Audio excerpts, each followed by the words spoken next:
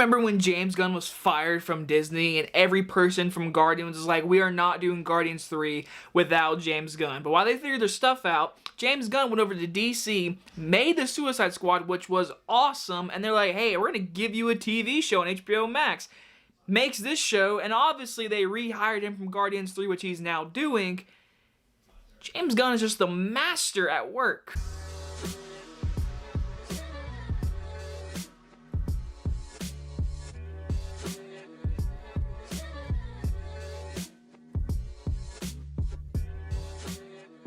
Peacemaker stars John Cena and is about Peacemaker returns home after recovering from an encounter with Bloodsport, only to discover that his freedom comes at a price. Beginning with my positives is James Gunn himself. I mean, I really try to give him a lot of respect because he takes characters that you really don't care for, you don't think of when you think of Marvel and DC and stuff like that, and he makes his own, and people usually like his style. And obviously in this show, this is his style. If you ask me, this is the most James Gunn's ever been since Slither, if you ask me. Just how the dialogue is talked, how the comedy is explained, everything feels like James Gunn, and I loved it. I love James Gunn, and seeing his style brought into this universe makes me really happy because he has all these characters that you really don't know, and he has fun with them. And this entire show, from episode 1 to episode 8, each episode got better and better and better. Obviously, John Cena is pretty damn good in this show. Each time I see him in a movie, he gets better and better in each movie he's in.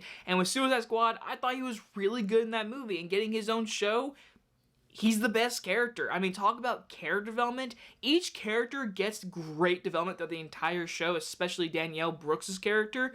But Peacemaker, John Cena, he is the heart and soul of this show. He's amazing. Like, honestly, he fits this role to a T. And at the very end of this season, when you see what his character has gone through and what happens to him, he's a changed man. And honestly, after the events of Suicide Squad, I kind of forgive him. I really liked his character, and he is so damn funny, and he's committed to his comedic humor, and I love it. And like I said, every character gets great development. I mean, Jennifer Holland is great, Danielle Brooks is great, I forget the actor's name with the beard, but the glasses beard guy, he was great. Everyone in this group gets their moment to shine, which I love. Again, he takes characters you wouldn't care about and makes them badasses, awesome. And I love Jennifer Holland. She is great in this show. She has a great development as a character from where she starts to the end of this show, and what they're dealing with these aliens getting to side of people and all that kind of stuff.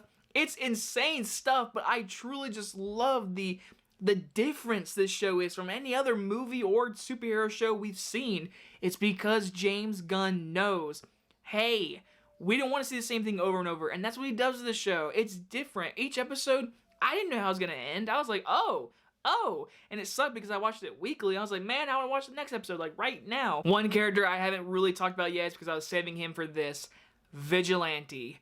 I mean, talk about a just pure enjoyment of a stupid person, but you love him to death. Vigilante almost stole this entire show. I think his comedic timing and delivery of dialogue is perfect. It is perfect. And it's all due to the actor who was in Harry Potter and the Half-Blood Prince, which I did not even know until like last week. But this man almost stole the show. Vigilante is great. Every episode he made me laugh. Every time we see him, he just does something to make me laugh. And him and John Cena work together a lot in this show. Beautiful. It was just beautiful to see, and I love seeing all that because John Cena, like I said, as a character, you get to see more of his past childhood memories, and you get to meet his dickhead of a dad.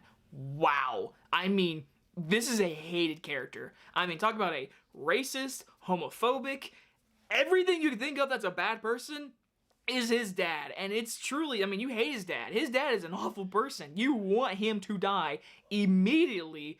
And in this entire show, you're just waiting and waiting. He gets worse and worse. And at the very end of the show, you get exactly what you want, but it does come at a cost because obviously this show does stuff differently, dealing with all the aliens and everything, being the more of the villains, because I thought the dad was a great villain. Kind of felt sidetracked at the very end, but with the very end being more about the aliens and stuff like that, I enjoyed the big scope of the show and how bloody it gets, and obviously. Overall, though, I thought Peacemaker was a great time, and each episode got better and better. When those first 3 episodes come out, I can't lie to you, that very first episode, I enjoyed it. It was very corny and stupid, but the very end of the episode really caught my eye. I was like, oh, okay, so shit's going down. And once episode 2, it got better. Episode 3 got better. And once we got to weekly, each episode got better and better. And I love that about the show, because usually a lot of these shows nowadays, superhero shows, have the weakest episodes in the middle. Sometimes at the very end, the finales are disappointing. This show didn't have that. It just took a while for it to get going, and obviously some jokes don't land. Some of them are too corny and like, okay, you're pushing it a little far. But this show doesn't push some limits too far, because if you do feel a little cautious about some type, maybe racist jokes, some jokes that might hit you differently, maybe don't watch this show, because this show doesn't really pull a whole lot of punches. It lets everything out. It says, hey, we're going to say whatever we want. And I really appreciate that about the show. So again, James Gunn, you did a really good job. I'm going to give Peacemaker an A-. Makes me really happy we are getting a season 2, because definitely how the season ended, it ended in a way where I feel like they said, hey, we aren't guaranteed a season 2, so let's end the season 1 where we can leave things off possibly, but if this is the ending, this is our ending. And I really, really appreciate that, because it's not just be like, hey, we're ending season 1, we're setting up everything for season 2. No, it ended its season, and now we can be excited for season 2 whenever it comes out. And guys, enjoyed this review, and I'll see you guys in the next one. Bye-bye, everyone.